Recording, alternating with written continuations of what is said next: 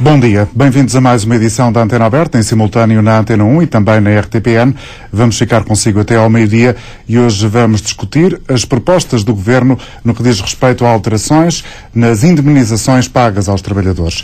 Queremos ouvir a sua opinião, pode para isso utilizar o 822-0101 ou ainda o endereço na internet antena.aberta@rtp.pt, deixando-nos o seu nome e o número de telefone para assim poder entrar em direto nesta emissão.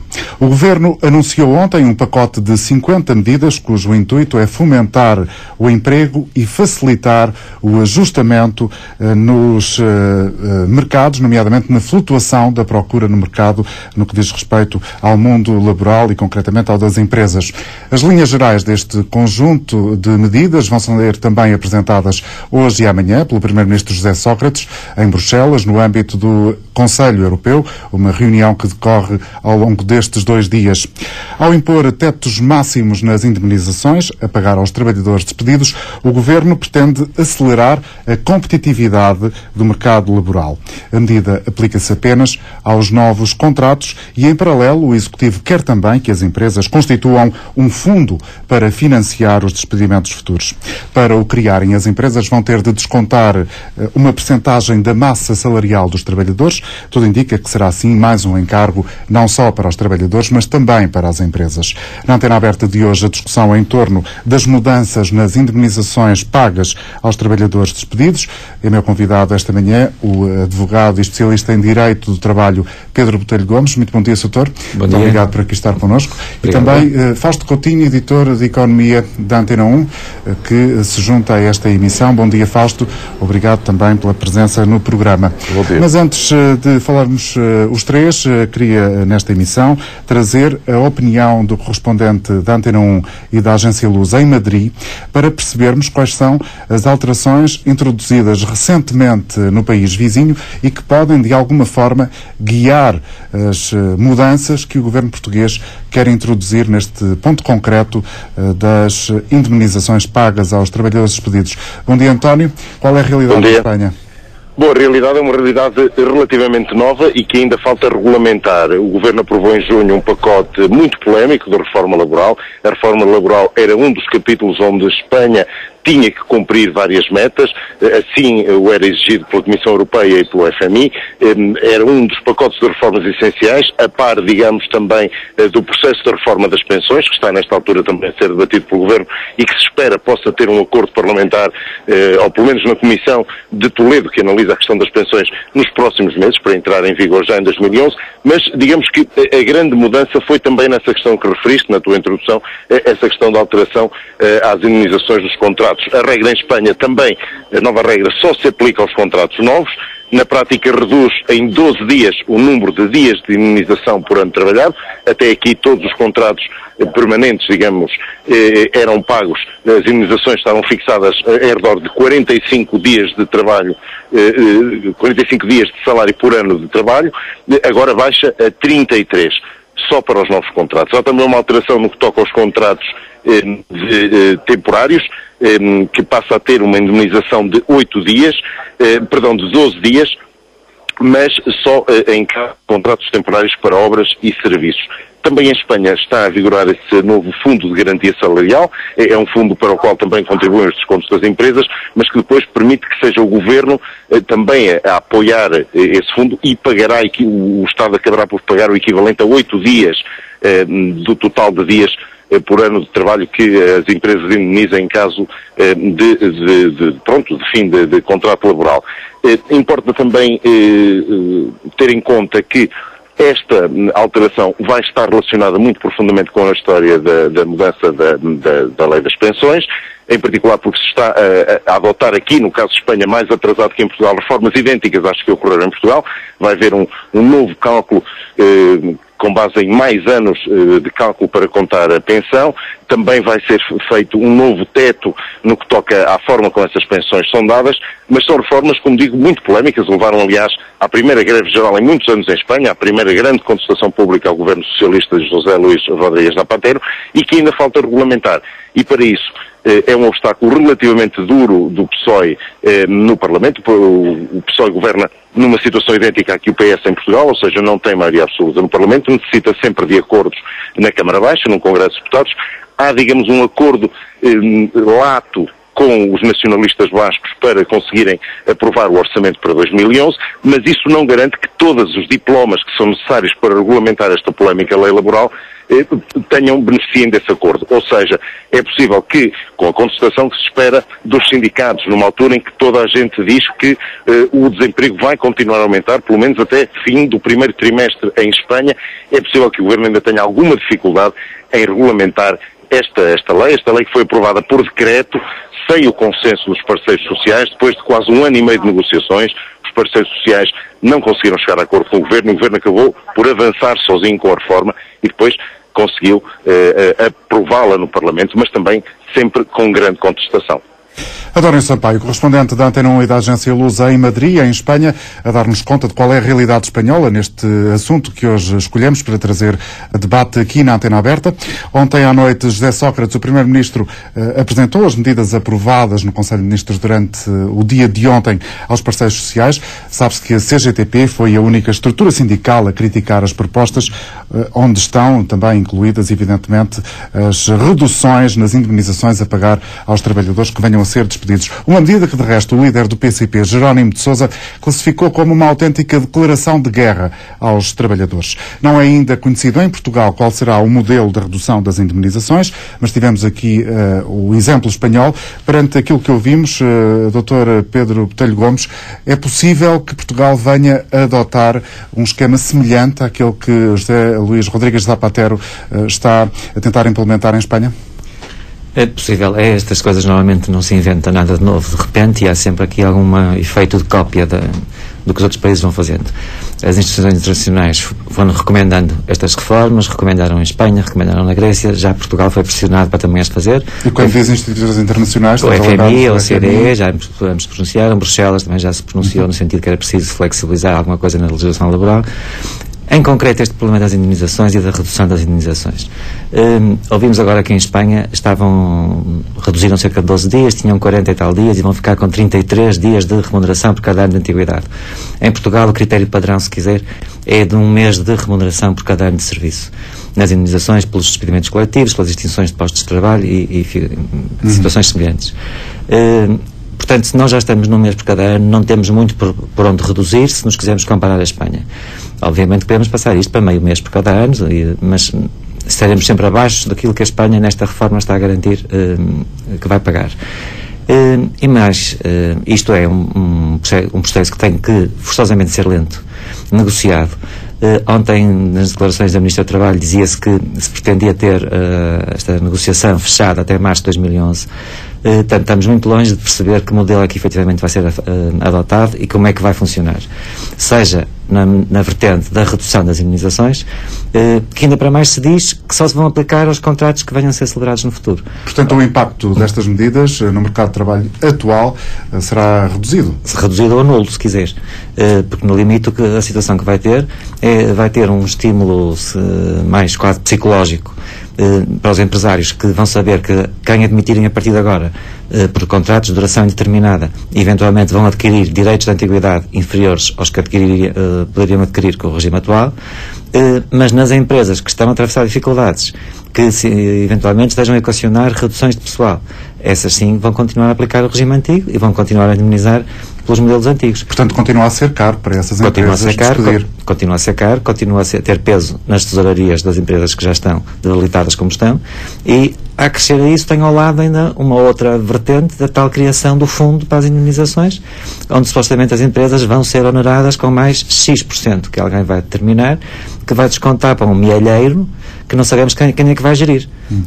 Mas em todo caso, Dr. Pedro Botelho Gomes, numa perspectiva geral, avaliando esta proposta em concreto, que faz parte desse lote de 50 medidas para relançar a economia portuguesa perante as dificuldades que ela atravessa e todos a conhecemos, estas medidas têm um efeito positivo e esta em concreto vai ter um efeito positivo. Já disse que no prazo a curtíssimo prazo vai ter um efeito praticamente reduzido.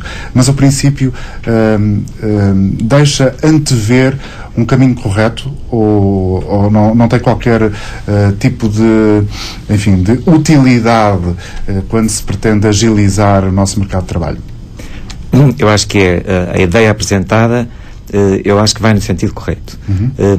Agora, acho que na situação concreta com que Portugal se debate, a medida tinha que ser mais polémica, mais dura e obviamente mais contestada, mas tinha que ser aplicada também aos contratos que já estão em vigor. O que é que isso quer dizer?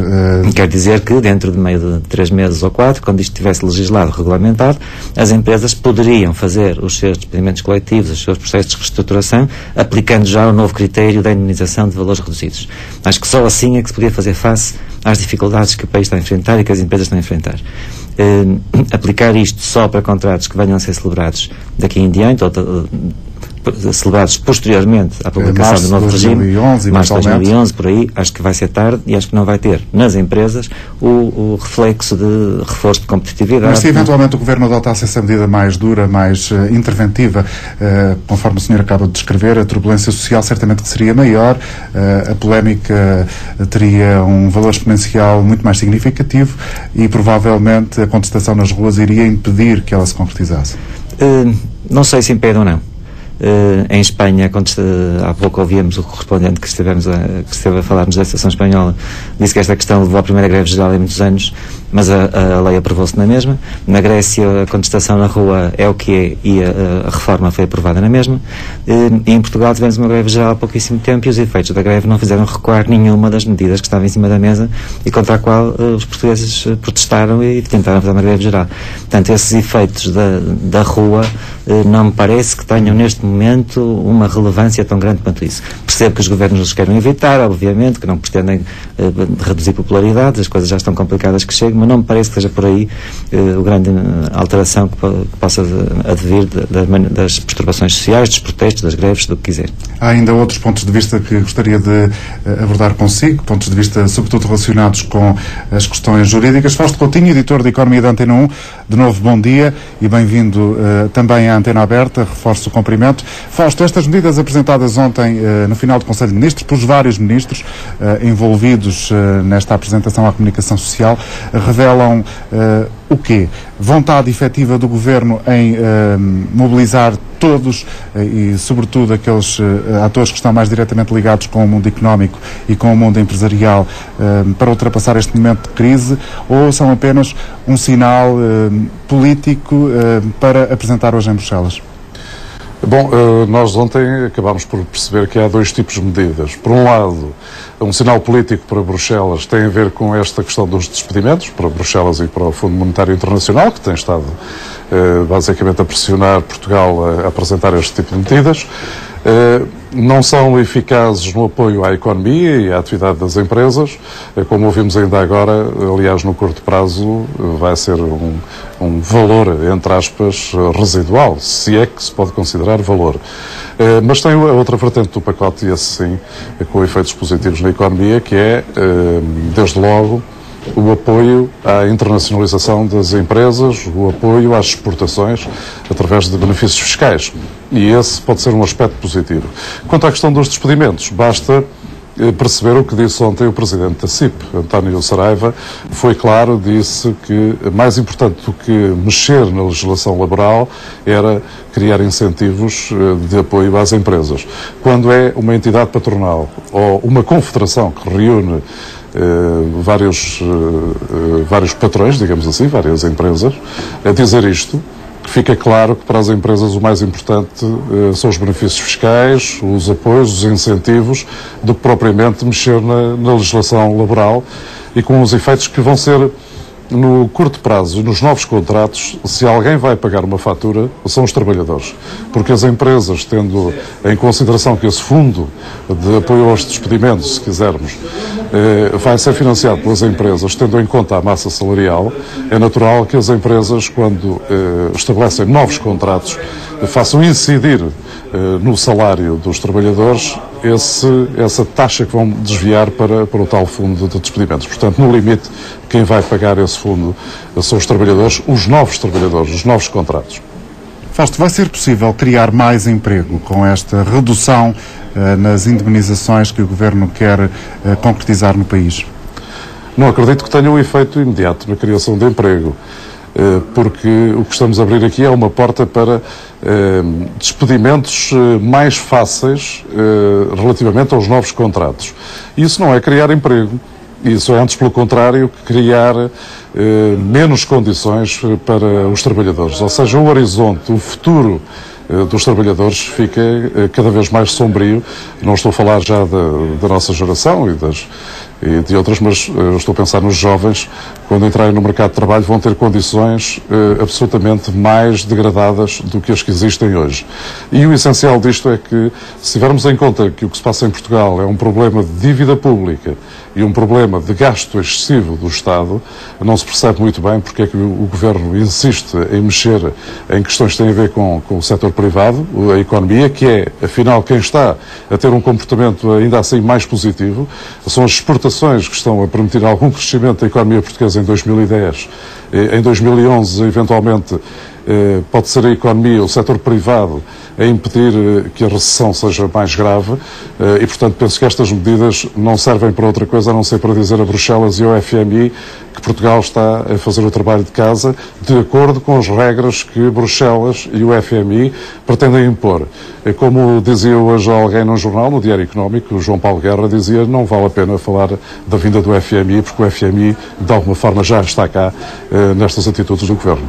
11h21, vamos começar a ouvir aqueles que estão já inscritos para participarem no programa, na antena aberta de hoje, os nossos ouvintes e telespectadores. Daqui a instantes regresso à conversa com os meus convidados para aprofundar outros assuntos que eventualmente sejam suscitados pelas intervenções que vamos passar agora a ouvir. A primeira é de Carlos Martins, está a ligar-nos do Porto. Muito bom dia para si, Carlos. Vamos ouvir a opinião que tem sobre o tema que hoje discutimos, esta redução nas indemnizações aos trabalhadores, os novos contratos que vierem a ser celebrados. Qual é a sua opinião? Muito bom dia, congratulo-me desde já por este tipo de programa que dá a voz a quem quer fazer valer as suas opiniões. As reduções das indemnizações, naturalmente que não vão favorecer o crescimento do emprego. E não vão favorecer por isto, porque isto é o país do Chico Esperto e, portanto, os empresários, como aliás todas as pessoas, tentam sempre aproveitar-se deste tipo de pressupostos, favorecimento do emprego, outras coisas, para reverter isso a favor deles próprios, não é? Porque os empresários, salvo honrosas exceções, são pessoas, muitos deles de baixa formação académica e profissional, e alguns até muito limitados intelectualmente, não é? Portanto, não vejo que a maior parte das atitudes no sentido de favorecer emprego, de favorecer o crescimento das empresas, não resolve. Isto tem que se modificar as mentalidades e aí talvez, porque isto pode ter efeitos noutros países, porque os empresários de outros países têm, por uma questão de educação e de formação, não é? Outros tipos de atitudes em relação ao emprego. E é isso que eu quero dizer. E já está dito. Muito obrigado. Tenham um bom dia, Carlos. Vamos agora até Coimbra, ao encontro de João Santos. Bom dia, João. Bem-vindo à antena aberta. Bom dia. Bom dia, estamos a ouvi-lo. Olha, estas alterações ao Código de Trabalho só vem ajudar o desemprego, porque já fizeram tantas alterações ao Código de Trabalho. No tempo do Dr. Mário Soares, os contratos a prazos era para criar emprego. Os recibos verdes é para criar emprego. E agora com isto também dizem que é para criar emprego. E por experiência própria, só se vê que há mais desemprego, desagregação da família porque não há estabilidade, e é aquilo que eu tenho a dizer. Muito bem, muito obrigado pela sua participação. Vamos agora até Guimarães, onde está António Pedro, é gerente comercial e está agora também em direto connosco. Bom dia, António. António Pedro, bom dia. Não é possível ouvirmos António Pedro. Vamos tentar um contacto mais adiante. Por agora, Alfredo Rodrigues, comerciante. Bom dia, Alfredo. Está difícil. Bom dia, Alfredo. Não é possível, nem um nem outro. Vamos tentar. Ernesto Mira. Bom dia, Ernesto. Muito bom dia. Bom dia, faça favor. Eu penso que... bom dia já agora à audiência. Eu penso que estas alterações que o Governo tem tentado fazer, penso que poderão mexer com qualquer coisa a nível laboral. Grande parte do problema que eu penso que se passa neste país é a acomodação das pessoas aos postos de trabalho. Eu sou empresário, tenho funcionários e noto isso nos meus funcionários. Eles têm que ser constantemente espicaçados para poderem, digamos, fazer render para que sejam produtivos. Para que serem produtivos. E eles têm que se mentalizar que um empresário só consegue pagar os ordenados se eles tiverem produção. Nós precisamos dos nossos funcionários, mas eles têm que ser rentáveis para se poder pagar eles próprios. Não somos nós que temos que arranjar as soluções para eles. São eles que têm que nos arranjar o trabalho, e é com o trabalho deles que nós vamos progredindo. E eu acho que esta forma que o Governo está a tentar fazer, penso que seja uma forma de agilizar essa questão. Há uma questão também que tem a ver com... Mas como sabe, Ernesto, aquilo que o Governo pretende fazer aplica-se apenas aos contratos que vão ainda ser celebrados e não àqueles que já existem. Do seu ponto de vista,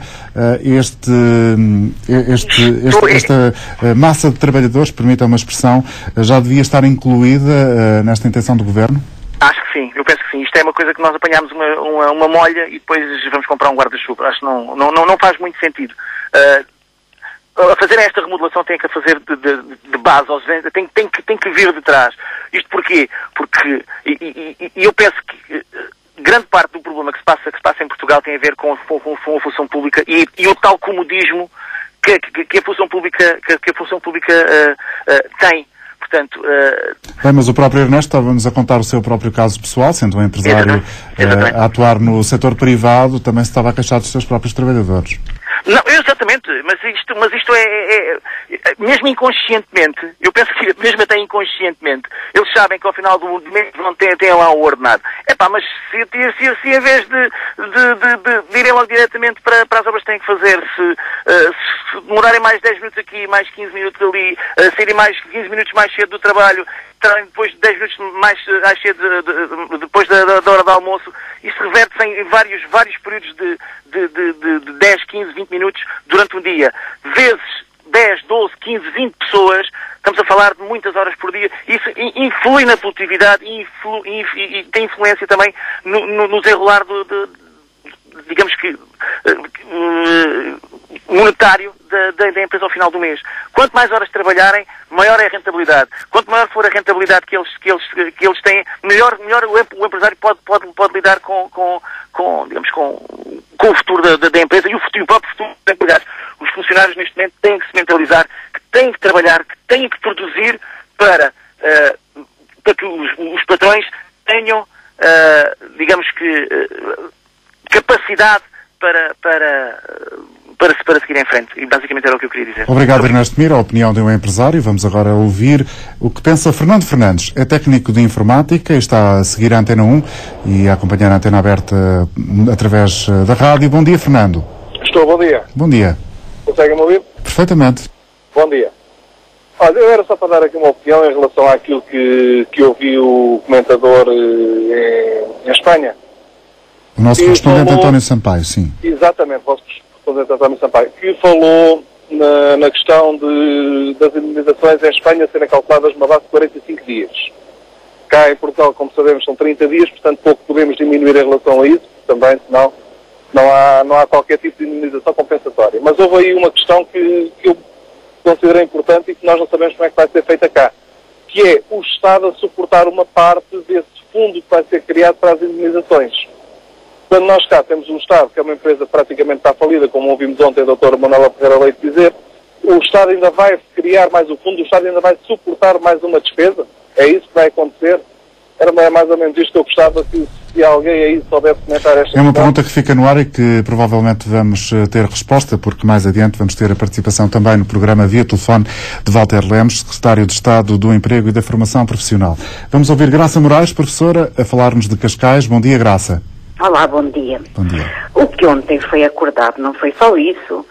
Esta história da redução das indemnizações foi um pacote de 50 medidas, mas essa medida é talvez a mais notória da ofensiva patronal neoliberal em curso, patrocinada pelo FMI e pela União Europeia. A nossa memória, a memória de todos nós é muito curta. E isso ajuda aos charlatões a manterem-se no poder vendendo banha da cobra. Por acaso ofereceram-me aqui há dias a autobiografia de Aníbal Cavaco de Silva, onde vinha a descobrir que já há mais de 20 anos, já no final da década de 80, ele se vangloriava das virtualidades da concertação social e onde escreveu textualmente, no período de 1988-1991, tive 14 reuniões com o UGT, sem falar nos encontros a sós com o secretário-geral Torres Couto e 9 com o Intersindical. Os encontros com a CIT, CCP e CAP foram 17, sem contar com os encontros individuais com os respectivos presidentes. Isto permitiu-lhe o que chamou a assinatura do mais importante acordo de concertação social, um acordo histórico, dizia ele, de que apenas a CGTP não assinou em outubro de 1990. Com o governo de Guterres, houve novo acordo de concertação e ontem houve a disponibilidade dos suspeitos do costume, do governo, do patronato e da UGT para acordar, segundo a agenda imposta pelo Patronato Nacional e Internacional via FMI e União Europeia. Isto ocorre quando batemos todos os recordes nacionais no que respeita ao endividamento, ao desemprego, à dependência do exterior, à desigualdade, à pobreza, à precariedade. E agora querem embaratecer os despedimentos e liberalizar os contratos e pôr os trabalhadores a financiarem o seu próprio despedimento. Isto é, parece que enquanto não reduzirem o trabalho à condição de escravatura, não descansarão. Repito, andam nisto há mais de 20 anos com Cavaco, Guterres, Barroso e Sócrates, e já andava no tempo do Mário Soares, a firmarem acordos com o patronado e com o GT, e o resultado tem sido sempre mau para os trabalhadores, sempre favorável para o patronado e péssimo para a economia e para o país. Há que romper com estas políticas e estas práticas. De outro modo, batemos no fundo, caímos na pior recessão da nossa história e vamos ter gravíssimos problemas sociais e talvez de ordem pública. Bom dia, muito obrigado. Obrigado, Graça Moraes. A opinião de uma professora a ligar-nos de Cascais. Muito bom dia, Walter Lemos, Secretário de Estado do Emprego e da Formação Profissional. Está connosco ao telefone, tal como tinha dito há pouco. Obrigado pela sua disponibilidade em vir partilhar algumas informações e esclarecimentos sobre esta questão com os ouvintes da Antena 1 e com os espectadores da RTPN. Não sei se teve a oportunidade de ouvir, ainda há instantes tínhamos aqui um participante que colocava a questão, afinal, como vai ser constituído o fundo das indemnizações que o Governo quer que as empresas tenham? Eu creio que isso tem sido já dito e repetido. Eu ontem tive a oportunidade de dizer no Parlamento, o fundo é um fundo de base empresarial. Portanto, significa que é constituído com fundos das empresas para que, aliás, as empresas atualmente também já utilizam quando têm que despedir trabalhadores, têm que lhes pagar as indemnizações. Portanto, de certo modo, a condição de organizar esse fundo, esse mecanismo financeiro, não tem necessariamente ser um fundo, esse mecanismo financeiro de forma atempada, para que haja sempre a possibilidade das empresas, no momento em que tenham que se reestruturar, se e quando tiverem que o fazer, isto é, se for necessário procederem a despedimentos, tenham a possibilidade de que esse mecanismo financeiro lhes assegure a possibilidade de pagar uma parte das indemnizações, e isto dá duas garantias. Dá a garantia à empresa de que, no momento em que mais necessita de, eventualmente, esse das fundo condições será financeiras. Obrigatório para todas as empresas? Sim, vamos agora estabelecer as condições, como eu disse, na concertação social e como a senhora Ministra já referiu. Portanto, e qual será a margem de mecanismo contribuição por financeiro, parte das empresas? Vamos ver, na concertação social irá decidir isso. Mas certamente que o Governo já tem um ponto de partida, já o deve ter apresentado. O Governo vai apresentar à concertação social na próxima reunião da concertação social. É importante, não vale a pena tentarmos antecipar aquilo que não é antecipável. A Constituição e o funcionamento desse mecanismo será decidido no âmbito da concertação social. Agora, a sua finalidade e o seu objetivo, é claro, tem que ver com a constituição, como digo, de um mecanismo financeiro que permita, por um lado, garantir às empresas a disponibilidade financeira para poderem honrar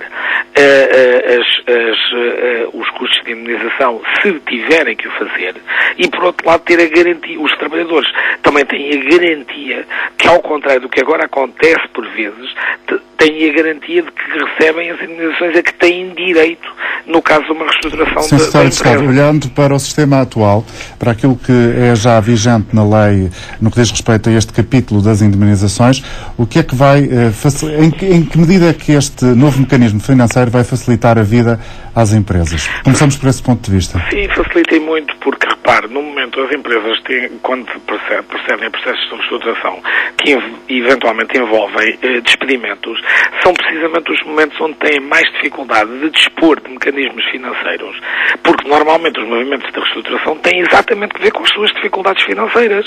Portanto, é nesse momento que as empresas têm mais dificuldade em mobilizar meios financeiros para poderem pagar as indemnizações aos trabalhadores. Ora, o que se pretende é que precisamente isso não aconteça, ou seja, que haja a possibilidade das empresas se organizar um mecanismo financeiro atempadamente, que as empresas possam dispor desse mecanismo financeiro de forma que, pelo menos parcialmente, lhes cobre esses custos, como eu digo, trazendo para as empresas uma vantagem, que é a vantagem de, no seu processo de reestruturação, não terem que mobilizar, precisamente na altura mais difícil, os meios financeiros. Mas quando diz parcialmente, a outra parte é paga por quem?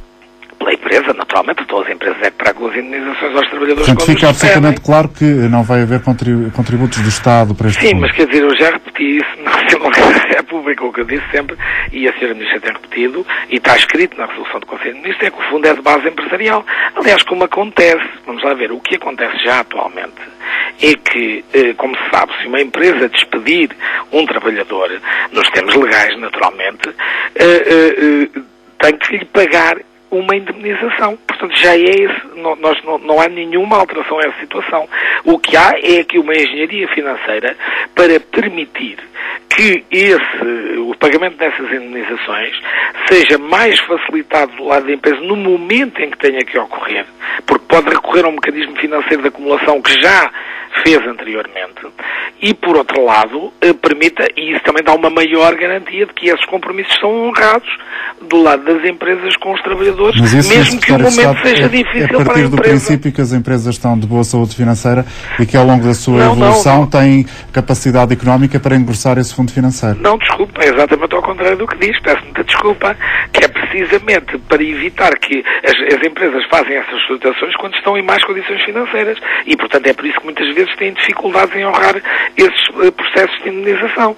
E portanto, se isso tiver sido antecipado devidamente, é para isso também que funcionam os seguros na vida e outros mecanismos desse género, se tiver sido antecipado e organizado devidamente, é precisamente no momento em que a empresa está com dificuldades financeiras que tem a vantagem de se poder socorrer do mecanismo financeiro que está constituído, porque se constituiu no momento em que a empresa não tinha dificuldades financeiras. Muito bem, Sr. Secretário de Estado, admite ou não que a constituição deste mecanismo financeiro por parte das empresas vai, no fim das contas, penalizar o trabalhador, porque vai ter que ser ele a sustentar da sua massa salarial esse fundo? Essa agora, de maneira nenhuma, ele não disse, já foi dito que não.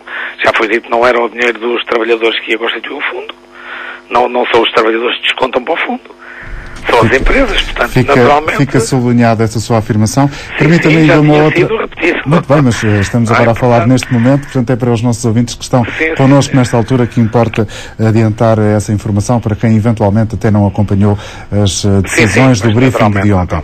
Há outra questão que tem a ver com a taxa da redução das indemnizações. Já se sabe que o Governo está ainda a estudar a engenharia financeira, vai ser discutido em concertação social esse princípio. Já tivemos aqui no início do programa o exemplo espanhol nesta matéria. Admite que Portugal possa segui-lo? Não, nós não temos que seguir este ou aquele exemplo. Nós temos uma situação que é a seguinte atualmente. A nossa situação relativamente às indemnizações relacionadas às compensações financeiras derivadas do despedimento é só comparável a 2 países no mundo, que é Turquia e Israel.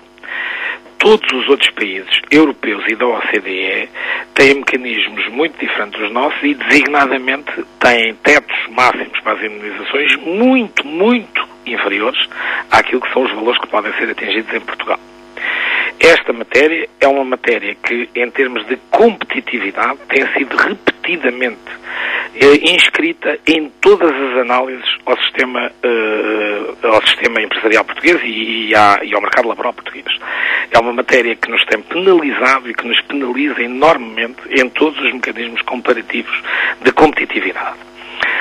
Ou seja, o facto de não haver tetos para a indemnização é impeditivo, funciona para as empresas como um mecanismo impeditivo de contratação com receio dos custos futuros dessas contratações. Bom, o que acontece é que é necessário, do nosso ponto de vista, ajustar o nosso modelo àquilo que é o modelo internacional prevalente.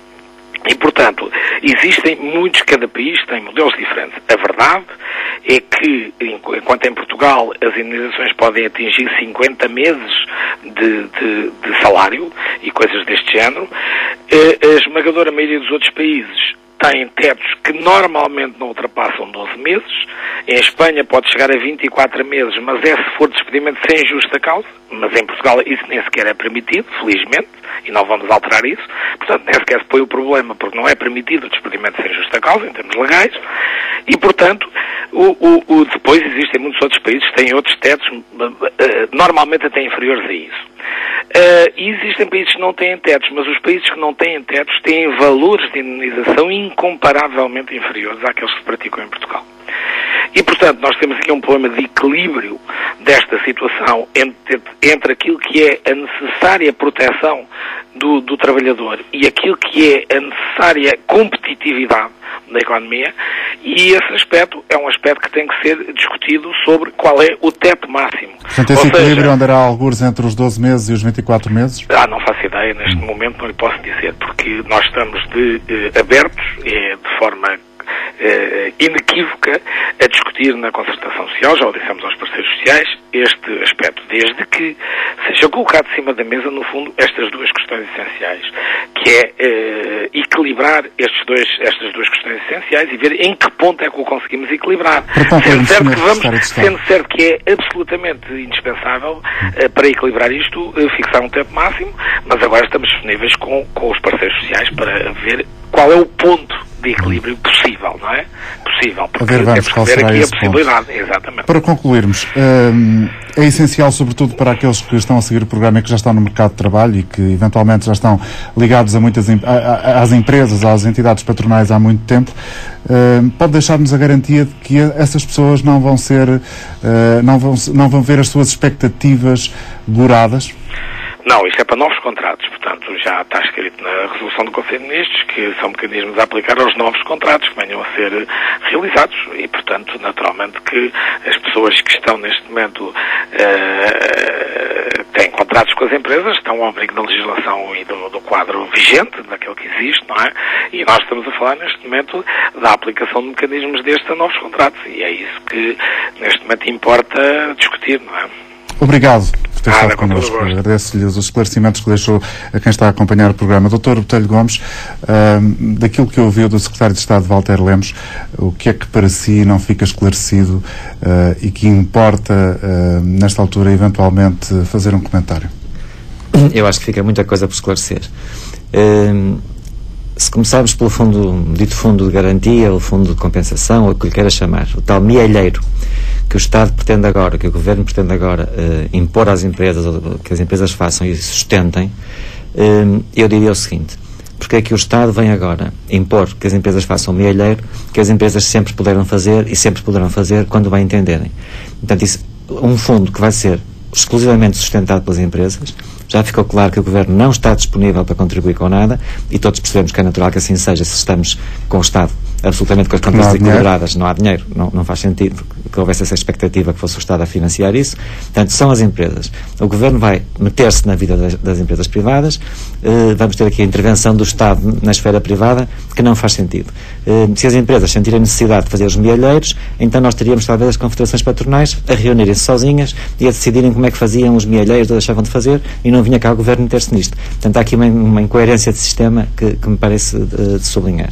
Depois, a questão das reduções das indenizações, obviamente que estas coisas não são por acaso, e quando o Sr. Secretário de Estado faz a referência ao exemplo espanhol, com a variação entre os 12 e os 24 meses, obviamente que já temos aqui uma ideia do que é que andam a ver, do que é que andam a pensar.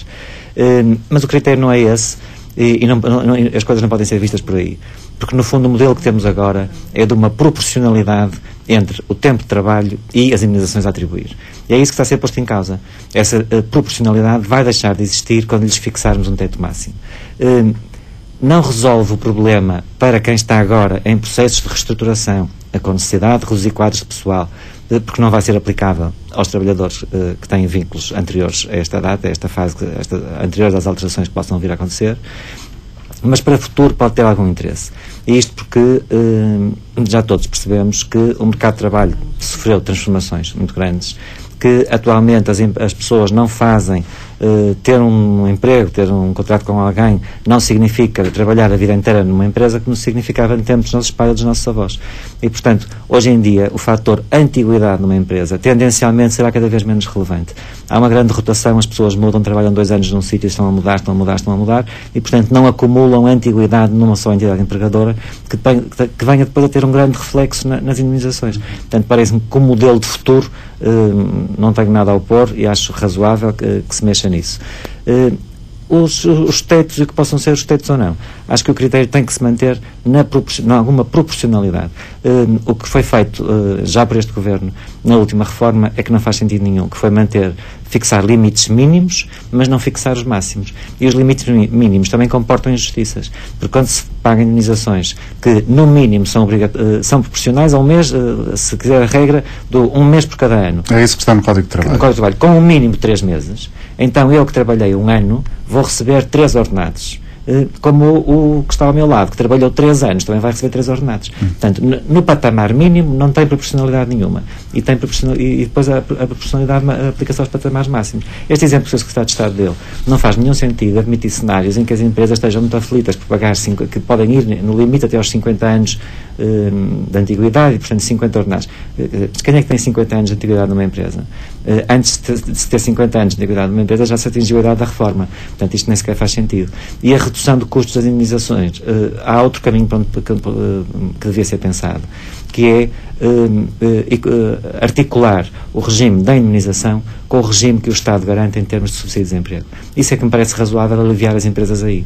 Se eu tenho que despedir um trabalhador, a quem que tem 20 anos de antiguidade e a quem eu tenho que pagar o valor de 20 salários, qual é a ideia de pagar esses 20 salários? No fundo, a ideia é, trabalhou comigo 20 anos, vai ter uma indemnização que lhe permita, durante 20 meses, reorganizar a sua vida, pensar o que é que vai fazer a seguir e ter, durante 20 meses, o mesmo rendimento, digamos assim. Ora, se nós ao lado temos um esquema de segurança social que também, durante X meses, vai atribuir uma prestação a esse trabalhador, então acho razoável aliviar a empresa nessa parcela que é garantida pelo Fundo de Desemprego. E, portanto, pensarmos, esta pessoa tinha um rendimento de 1.000 euros por mês e a empresa supostamente vai-lhe garantir 20 vezes os ditos 1.000 euros, vamos ver o que é que desta fatia o subsídio de desemprego cobre, o que estiver coberto pelo subsídio de desemprego abate ao encargo da empresa. Isto sim pode-se fazer já, aplicar a todos os contratos e aliviar a carga e os custos das empresas neste momento. As empresas estão absolutamente asfixiadas, sem tesouraria, e, portanto, esta ficção de que vão ser as empresas a criar o tal mielheiro sem as repercutir nos trabalhadores, obviamente que é muito fácil dizer que não se repercute nos trabalhadores, porque não vai ser uma taxa a incidir na remuneração, que apareça nos nossos recibos de ordenado um desconto X% para o mielheiro dos despedimentos. Agora, toda a gente percebe que se as empresas estão em contexto de dificuldades e vão ter um custo acrescido, porque a algum lado vão ter que ir buscar. E o mais fácil será na massa salarial dos trabalhadores. No que for. Claro. Fausto Coutinho, em função das declarações que aqui ouvimos de Walter Lemos e também daquilo que conhecemos relativamente às reações das estruturas sindicais, esta primeira aproximação a esta temática, o que é que podemos prever até ao início do primeiro trimestre do próximo ano, em termos de negociações e da forma como elas podem vir a decorrer no âmbito da concertação social? Por parte dos sindicatos, parece evidente, pelo menos, que a CGTP não estará disponível para aceitar estas regras do jogo. A UGT parece mais aberta, mas há aqui uma questão que para mim é central, é que as entidades patronais já o disseram, que estas questões do despedimento, estas medidas que o Governo... São pouco relevantes, o que valia a pena era incentivos efetivos do ponto de vista fiscal. Precisamente, e descentram, digamos assim, a verdadeira importância do problema, que é apoiar a economia portuguesa, de forma a permitir crescimento económico, valorizando as exportações. Essa é que é a questão central e deve ser por aí em que o Governo vai, não através de medidas destas. Há pouco ouvimos o Sr. Secretário de Estado dizer que não faz sentido nenhum ter o que dizíamos do efeito que vai ter nos novos contratos sobre os trabalhadores, ao dizer que não vão ser os trabalhadores a pagar este fundo. Não vão ser diretamente, porque as empresas, como é óbvio, sabendo que vão ter mais aquela taxa ou aquele fundo que vão ter que financiar, quando fazem um novo contrato, imagine-se, em vez de pagar 750 euros a um trabalhador, vai pagar 700 ou 600, porque o resto vai imputar a esse fundo. No limite, é o trabalhador que está a pagar. É diferente a situação em Espanha, onde o Estado assume 8%. Eu, aliás, acompanhei a greve geral em Madrid e um dos motes da contestação era exatamente esse, era como é que o Estado pode financiar futuros despedimentos numa economia em que se pretende que cresça e crie emprego. Há uma questão central para a economia portuguesa que parece estar esquecida neste pacote de medidas do Governo. E quem o diz não sou eu, são os empresários que, quando se fala da economia portuguesa, refletem sempre esta preocupação. A justiça, o estado da justiça em Portugal é um entrave, um bloqueio que parece incontornável para o crescimento económico e para o desenvolvimento da economia portuguesa. E a justiça ficou de lado. A educação, a formação é absolutamente essencial. A educação fica de lado neste pacote. A justiça fica de lado. Ou seja, muitas questões que são centrais para o crescimento da economia não são tidas em conta. E avançamos com medidas que não têm efeito, como ainda há pouco ouvimos o Dr. Pedro Botelho Gomes dizer, não têm efeito imediato, poderão ter no futuro, mas para já não têm qualquer efeito positivo sobre a economia. E este é um dado que me parece absolutamente central, é a justiça. Quando falamos em despedimentos em Portugal, estamos basicamente a falar dos despedimentos coletivos, porque quando se fala de despedimentos individuais, aí é que porventura poderia haver alterações na lei que permitam, de alguma forma, penalizar trabalhadores que não cumprem, como ouvimos há pouco um empresário queixar-se, mas também já há mecanismos na lei. O problema é que o sistema judicial, depois a que se recorre ou recorrem os trabalhadores, é tão demorado que não permite soluções rápidas e práticas.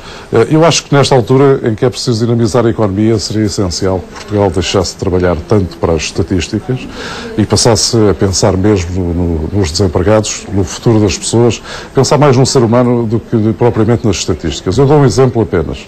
A Irlanda é apontado como o país da União Europeia que tem melhor índice de produtividade ou sucesso, digamos, escolar no ensino secundário. Esse é um dado estatístico.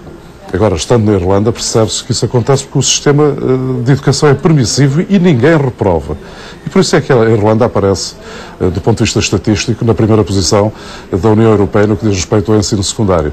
Mas, na realidade, isso deve-se a uma fragilidade do sistema e não a um sucesso. Dr. Pedro Botelho Gomes, quer acrescentar algo? Estávamos a ouvir agora esta referência à importância da justiça no desenvolvimento, nos problemas económicos. Há aqui uma ideia que não corresponde 100% ao que se passa no nosso país. Por exemplo, nos tribunais de trabalho, a morosidade não é penalizadora. Os tribunais de trabalho não estão excessivamente sobrecarregados, não estão com decisões muito lentas. Esta ideia geral da morosidade da justiça resulta dos mega processos de crime que não têm nada a ver com a economia e resulta noutra coisa, essa sim muito importante para as empresas, que são os processos, são as cobranças, são os processos de falência. Portugal demora 10 anos, às vezes. São muito demorados em Portugal. Para que se conclua um processo de falência. Um processo de falência, exatamente. Mas mais do que um processo de falência são as cobranças. Perseguir quem deve, cobrar a quem deve. E já houve neste país figuras que ocupam altos cargos e funções muito relevantes a pronunciarem-se no sentido de que as cobranças não têm dignidade para estar num tribunal. E, portanto, dizer isto é admitir que ficar a dever a alguém não tem dignidade, não é uma questão digna de ser tratada na justiça. E, portanto, quando isto é autorizar a dívida, autorizar o incumprimento e o laxismo, e isto é impensável. E, portanto, o esforço para ajudar a economia que é preciso fazer na justiça é na ação executiva, nos processos de cobrança, em obrigar a pagar aqueles que ficam a dever. Dr. Pedro Botelho Gomes, Fausto Coutinho, muito obrigado aos dois por terem estado esta manhã na Antena Aberta. Vamos ouvir a opinião de Marco Valente, que está a falar-nos de Baião, já está há muito tempo em linha. Peço-lhe desculpa por isso. Marco, bom dia. Muito bom dia. Não faz mal compreender. A minha ideia, eu já não conheço o completo pacote de medidas aprovado ontem, mas aquilo que me parece é que nós realmente temos que começar por algum lado. Portugal tem mão de obra qualificada, no entanto, quando chegamos às estatísticas, verificamos que os trabalhadores portugueses não produzem aquilo que produzem os trabalhadores da União Europeia. Se calhar tem um bocadinho a ver com isto, com o comodismo que existe por parte dos trabalhadores nas empresas. Eles sabem que o patrão, para os mandar embora, que vai ter que lhes dar uma indemnização. Eles então acomodam-se. Se calhar esta aqui é uma forma de que todos os trabalhadores, ao sentirem que o lugar deles de trabalho não é... Pode ter um efeito psicológico, é isso que quer dizer? Exatamente, penso que sim. Será uma forma de que os trabalhadores sentem que têm que lutar pelo lugar deles de trabalho, vão aumentar a produção, e isso vai permitir que as empresas possam também aumentar os salários. Nós temos a ideia que os outros países da União Europeia que pagam bem, Portugal paga mal. Se calhar tem a ver com a forma e com as leis que existem no mercado de trabalho dos outros países. O que eu não queria era que este pacote de medidas fosse uma forma de fazer com que as empresas despedissem os trabalhadores cá em Portugal para se mudarem para outros países. Pelo que me parece, não é uma lei retroativa, será só para o futuro, e penso que sim, que será uma forma de começarmos a especializar e a fazer com que os trabalhadores portugueses consigam dar mais produção. Obrigado, Marco, pela sua participação. Vamos ouvir Rui Ferreira, ex-técnico de teatro, está ligado do Porto. Bom dia, Rui. Bom dia. Bom dia. Se é que se pode dizer bom dia em tempos destes, não é? Isto, acho que não é bom dia, é maus dias para sempre, ou pelo menos nos próximos 10 anos, ou coisa que o valha. Só que não queria chamar a atenção para o seguinte, que é, quando dizem que isto só eventualmente irá afetar trabalhadores que façam contratos daqui a uns tempos, quando isso entrar em vigor, eu gostava de chamar a atenção para todos os contratos 6 meses, para aí andam. Né? Toda a gente vai apanhar, muita gente, centenas, milhares de pessoas vão apanhar comigo. Ou seja, cessam esses contratos e habitualmente renovam-se por mais 6 meses e a partir dessa altura a legislação será diferente. Já percebemos o seu ponto de vista, muito obrigado pela sua participação. Mas, agora, sim, Rui. Para este senhor de Baião, outros pensam da mesma maneira. Quer dizer, aqui há uns anos, no século passado, havia os patrões que faziam uns bailos e que metiam lá os operários. E então, se eles fossem despedidos, também tinham que sair das casas. Isto também poderia ser uma política para resolver esse problema do bata-bola, senão bata-bola baixinho, senão vem excluí-los. Rui, obrigado por ter estado connosco esta manhã, assim como todos aqueles que participaram no programa. Agradeço-lhe assim a fidelidade. Voltaremos amanhã, depois das 11, com outro assunto para discutir consigo. Tenham um bom dia.